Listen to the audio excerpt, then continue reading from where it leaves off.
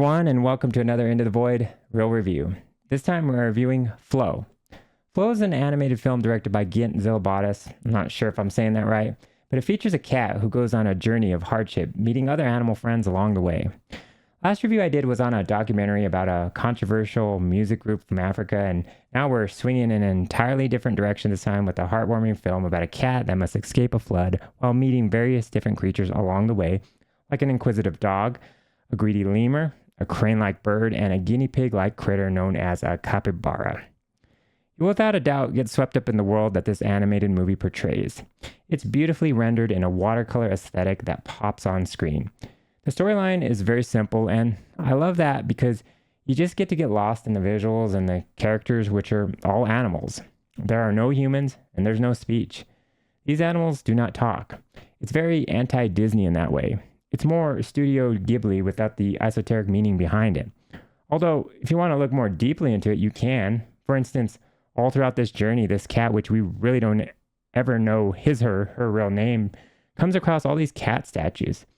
It's almost as if cats were worshipped or coveted in some sort of way.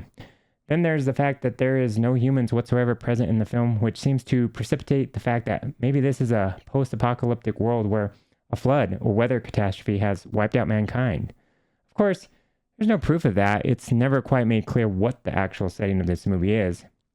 It could be an alien world for all we know. That part is kept vague, and that's okay. We're here for the animals and the journey that they find themselves on.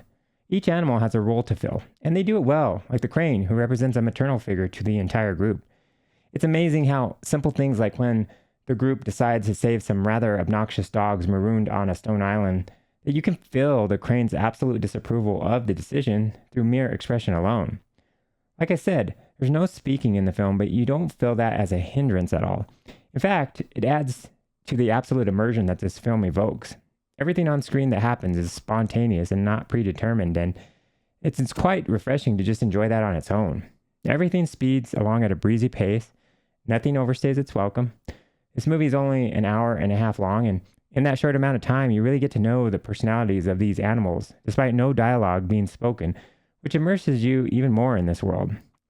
I have to say there are some tense moments throughout, but for the most part, this is a very chill movie with a beautiful message at the end that is conveyed in the opening shot of a scared little lost cat looking in a puddle, with only its reflection staring back to the ending shot of that same cat looking in a puddle, but this time, the reflection shows its animal friend's reflection mirrored along with its own, showing that it is no longer alone in this strange new world. It's this concept of going with the flow, no matter what obstacles life puts in our way, that anchors this little animated film that probably most people won't watch. And it's a shame because it's quite a lovely movie with a great message. Please support this movie if you can. Go see it at a theater near you. I think there are limited screenings of this, so it may be tough to find at a local cinema near you. I'm giving Flow an 8 out of 10. Like and subscribe. It helps me so much. Let me know what you thought of the film and if you plan to watch it. Okay, until next time, when we venture into the void.